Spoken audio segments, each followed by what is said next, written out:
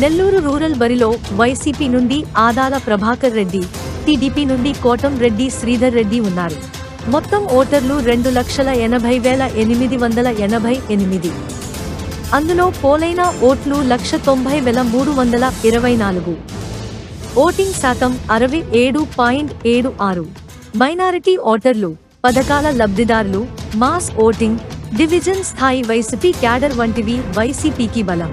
ప్రభుత్వ వ్యతిరేక ఓటు, ప్రభుత్వ, కాంట్రాక్టు ఉద్యోగుల ఓటర్లు, కోటం రెడ్డి వ్యక్తిగత క్యాడర్ టీడీపీకి బలం. అంచనాలకు అందకుండా ఉన్న నెల్లూరు రూరల్ నియోజకవర్గ గెలుపోటములు. నెల్లూరులో ఎక్కడా లేని విధంగా నెల్లూరు రూరల్లో క్రాస్ ఓటింగ్ జరిగిందనే ప్రచారం బలంగా వినిపిస్తున్నది. ఈ క్రాస్ ఓటింగ్ వైసీపీకి అనుకూలంగా పడిందన్న ప్రచారం సర్వత్రా వినిపిస్తుంది.